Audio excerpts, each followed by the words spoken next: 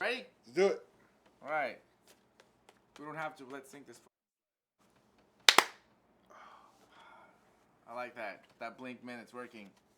The blink man, it's working. Welcome to week 3 of the Revolution Fantasy Football Edition. Now, we are going to start with the week 3 scores. First off, the San Jose Party Fowlers thought they had enough with 83 points. However, the South Hayward Alfredo Boyles came out on Sunday night with 125. Patrick Mahomes, of course, delivers, but the other notable mention is Cooper Kupp. 11 receptions, 102 yards, 2 touchdowns as the second top scorer, but very unexpected. The San Jose Party Fowlers had Carson Wentz, who scored 21. The Cucamonga Cracker Killers are about 15 head over the Zeke and Reek show, 115 to 100, with Russell Wilson being the top scorer for the Reek and Zeke show, with 406 yards and 4 total touchdowns, giving him 41 points. As Keenan Allen was the workhorse for the Cucamonga Cracker Killers, with 13 receptions, 183 yards, and 2 touchdowns, giving him 31 points. So it's anyone's game, really. They both have one player going on Monday night, so it's gonna be a shootout. The Hayward Huff and Puffs, they seem to have arrived. Here on week 3, they finally came to play. The top scorer is Mark Ingram. Who knew? Who knew that he played for Baltimore?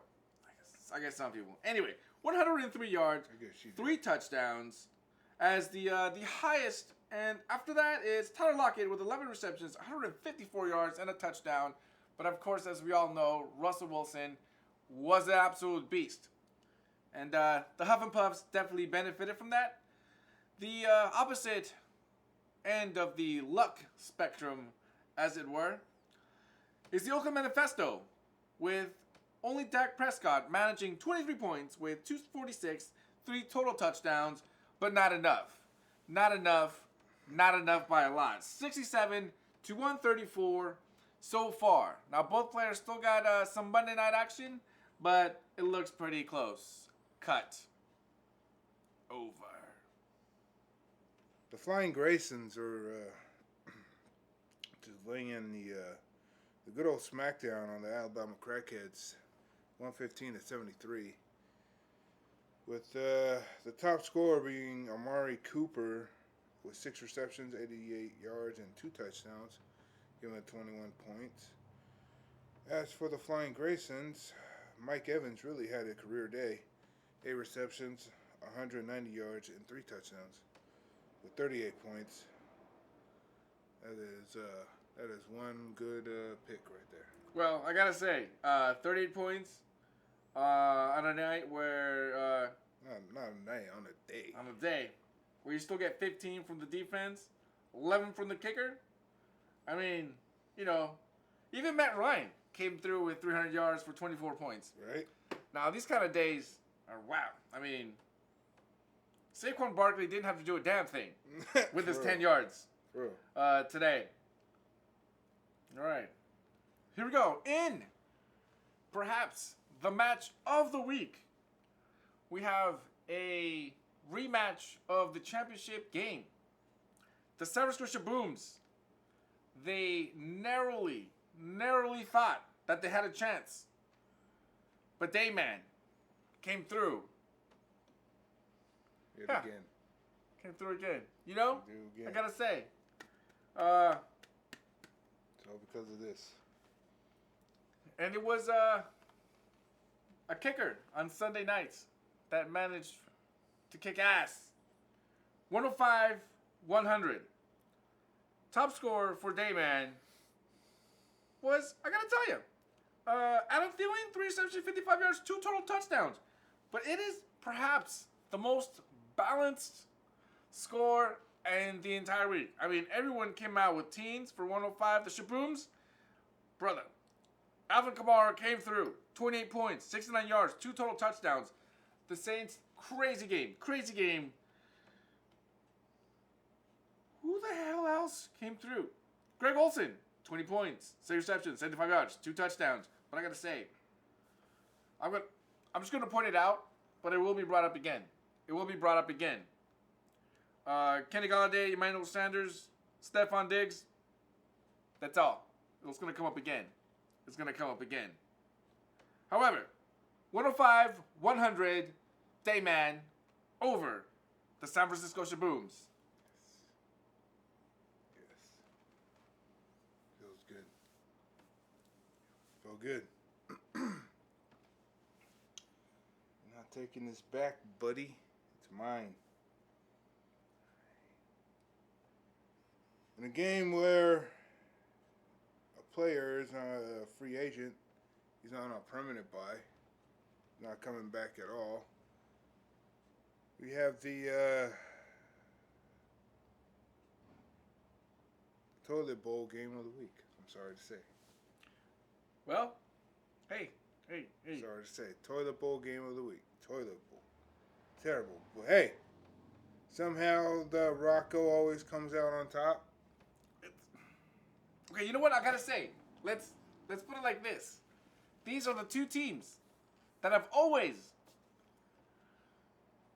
explicably and inexplicably have come out with wins Right? that have a combination of luck, sometimes Andrew Luck, Rocco, Right. Rocco. and just a random dude that just comes through. Both of these two teams have won championships before. That should be noted. It should be noted. That yes. should definitely be noted. Previous champions, yes. Previous champions for sure. Where we got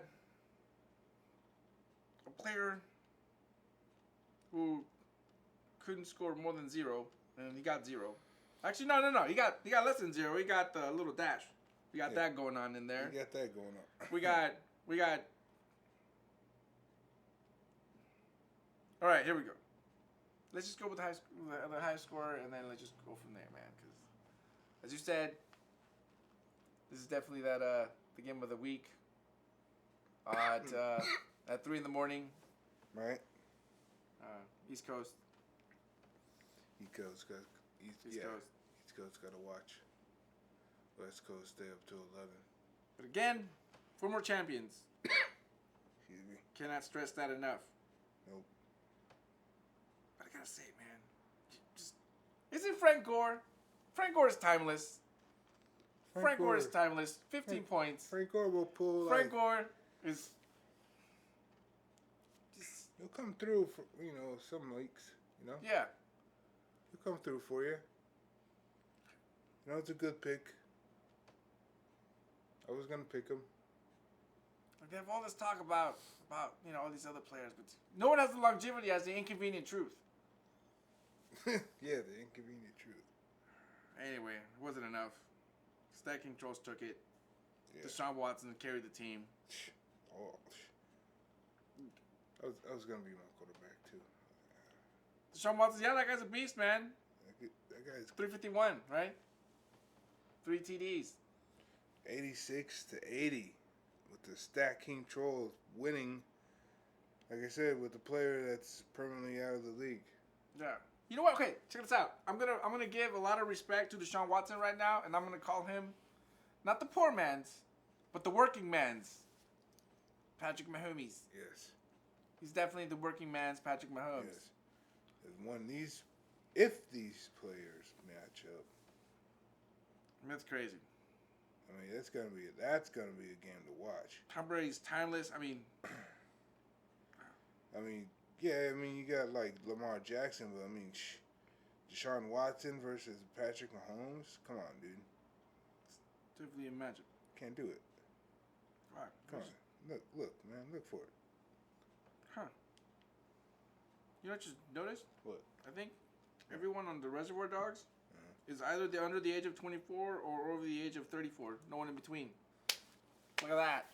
Nice. Look at that. He's got guys in the cradle, and he's got guys in the grave. It's like this. There's nothing here. There's nothing. Let's call them the Walleye Dogs. All right, this time for this week's Crumb Bums and Honey Bums. As always, we're going to start with the Crumb Bums. I'm going to go first. This is one of those times where we call a three-fer.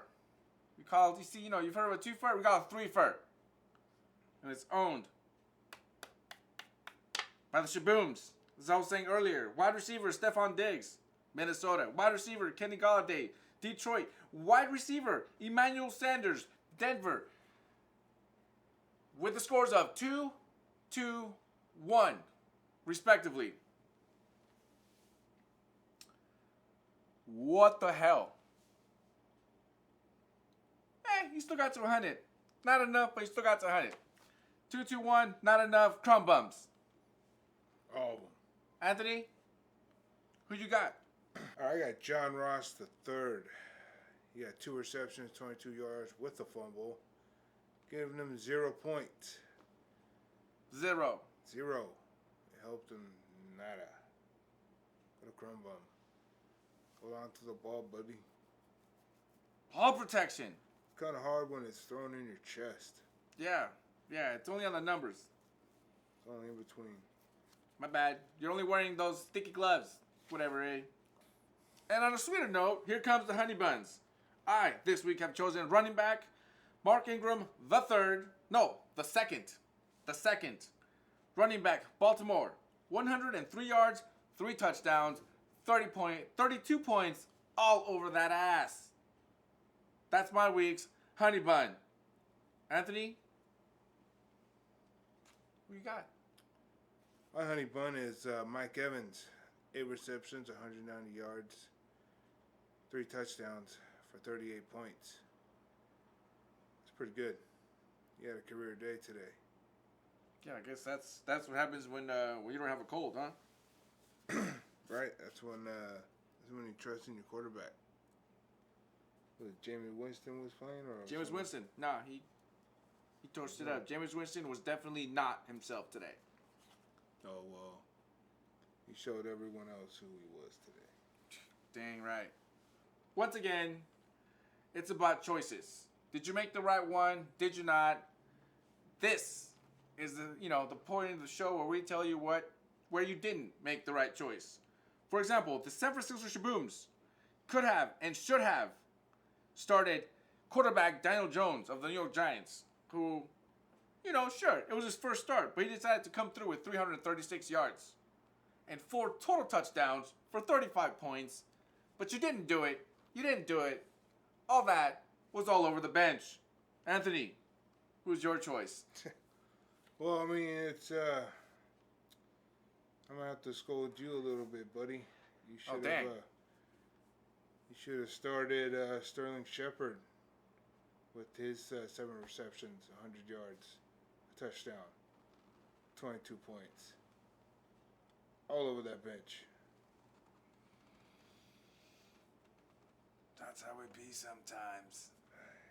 Man, you gotta learn from the champ, dude.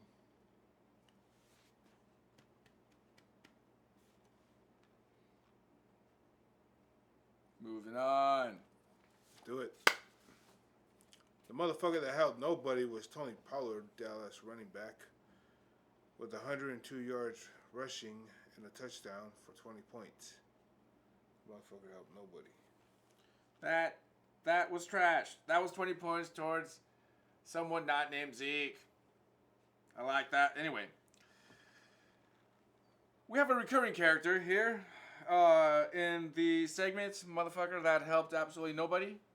Once again, running back, San Francisco, Jeff Wilson Jr. You gotta say the junior part. I don't know. I heard a little interview with him, and he specifically said you gotta say junior.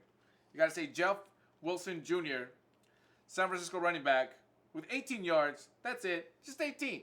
But it was still enough to get 2 touchdowns and 14 points for absolutely no gosh darn reason. This motherfucker helped nobody. By the way, he's got 4 total touchdowns in the 2 games that he's been available. Yeah, Mr. Practice Squad. Mr. Practice Squad, stealing all the touchdowns. That's what we call a touchdown vulture. That's also what we call a trap bait. Because if you pick him up and then you're like, oh no. I don't. So what do you do? I mean, you pick him up and then Tevin Coleman gets healthy, and then what? Yeah, and then what? Either they send him back, or now there's 5 running backs. Who knows, man? Who knows? Who knows? All right, we're gonna do a quick open segment because it's real simple. It's about the Las Vegas Raiders of Oakland, when Oakland doesn't want them, of Alameda County, who, gosh darn, gives a gosh darn. The Raiders, plain and simple, they got their shit rocked. 34-14. 34-14 on the day where the Vikings had their way with the Raiders. And you know what? John Gruden looks lost, Anthony. This man looks lost. You know what his problem is? The problem with John Gruden is that this is not 2001. He's dated. And the next problem is that it is not 2002. And the next problem after that is that his team wasn't coached by Tony Gundy before him. Yeah, I'm going to stick it to you. How are you going to take Derek Carr, who did pretty good with Jack Del Rio, and then you turn that and you turn it into crap? I don't know how you did it. You know what? That's an art form. I don't know how you... Derek Carr used to be a guy that people wanted to on their team. Now he's a church boy that can't throw. And it's true. And it's terrible. And you know what's messed up? They had game 1 where they won, and it was pretty convincing, and everyone like all the Raider fans, Kenny, I'm talking to you. But I'll still promote DJ Ken Diesel. If you want a DJ, there you go, Ken Diesel. But Ken Diesel. Just know. After game 1, I know you were past. I know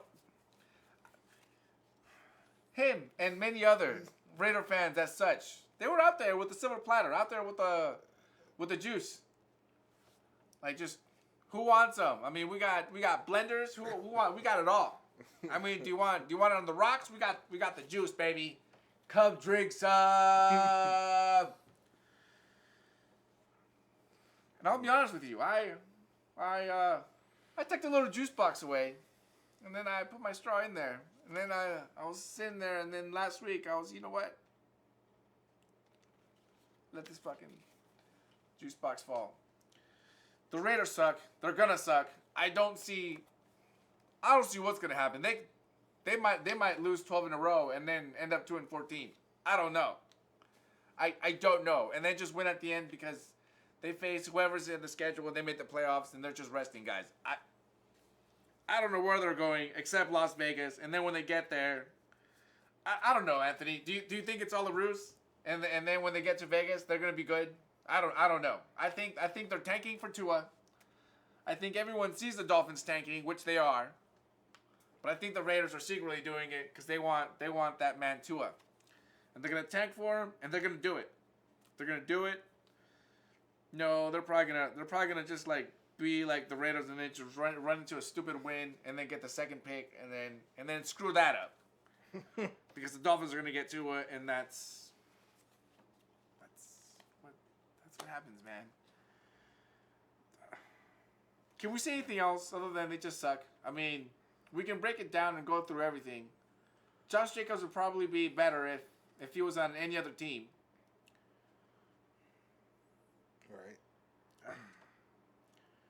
Anyway, the 49ers are 3-0 for the first time since like 98 or some shit. I don't know, way back then. I don't know. I don't pay too much on the numbers because I wasn't in a season ticket. I've never seen him go 3-0 with these eyes caring about football. It just feels nice They're going into the bye, so they'll be undefeated into week 5. Monday night against the Browns. The Browns are sneaky. We'll see. I think people should just enjoy it. Leave it alone. Right. Just leave it alone. Leave it alone. Just leave it. Just for like, just for the next 13 days. It is what it is. Just go around and just shout out, or don't even shout, just get inside an elevator, and then just before your door open, just go 3 now, and then just get out of the elevator, and then just do that for 13 days straight. I know I'm gonna. That's what you should. Special shout out to the Buffalo Bills. I heard they were 3-0. I didn't even pay attention to them because I was like, it's the Bills. I mean, the Patriots have a six easy wins every year. Playing in the worst damn division in the last 30 years. Yeah. Wait, whoa. No. Fine, the Dolphins managed to win a game every 2 to 3 years. Fine. They have 6 gimmies every year and a half, and then they got 5. Wait, didn't the Bills and the Patriots already play each other? Did they? I think they already did. Let's look that shit up right now, baby. All right. I don't think. AFC standings. 2019. Don't do me dirt.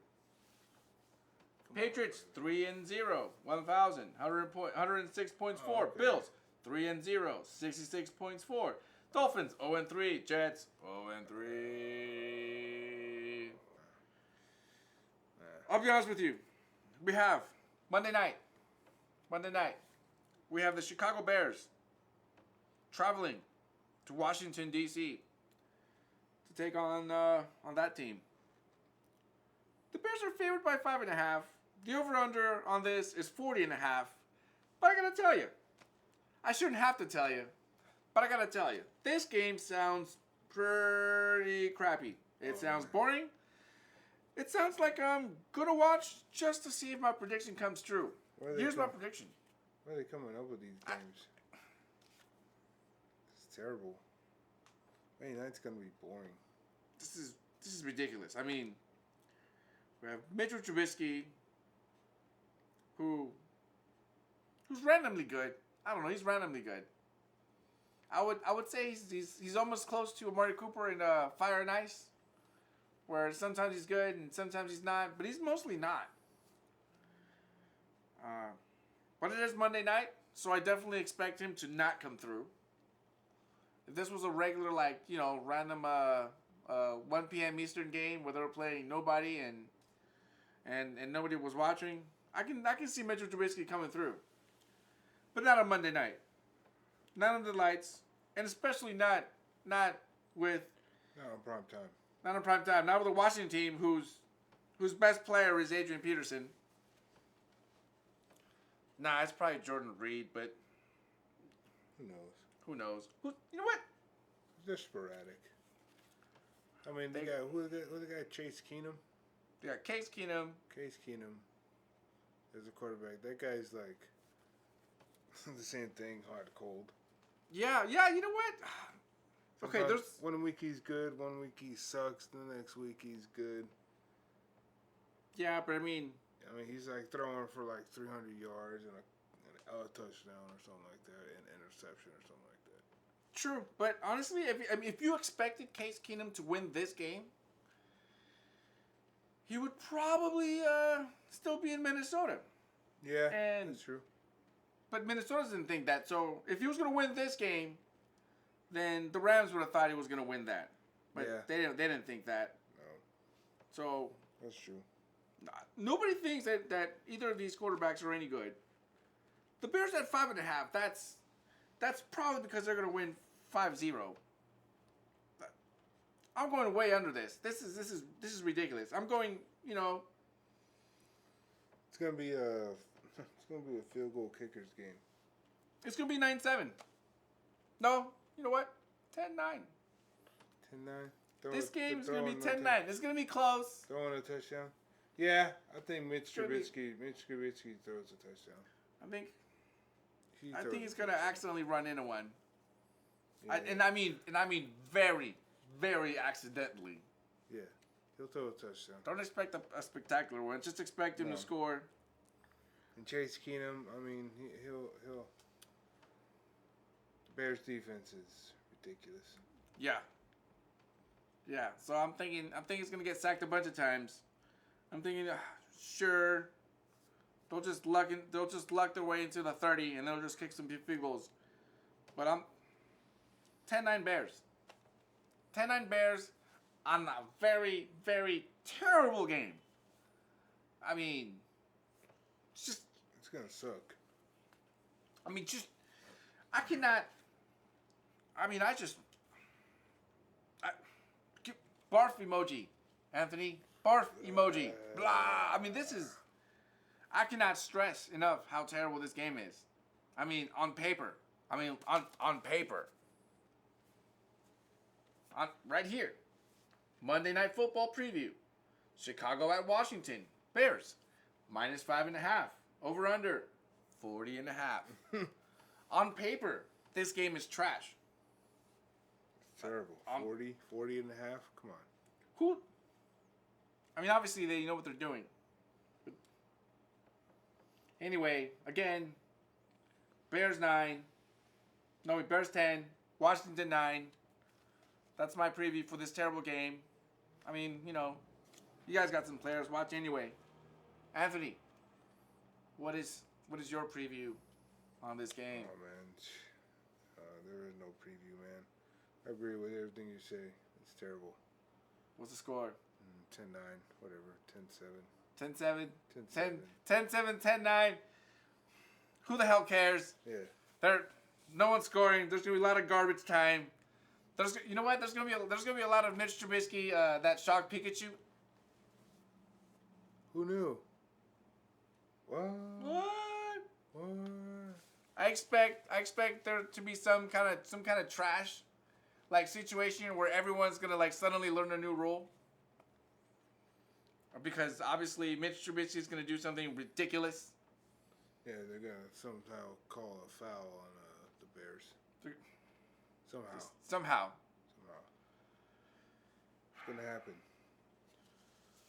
Well, anyways. That's it. That's it. Join us in week 4, baby. That's right.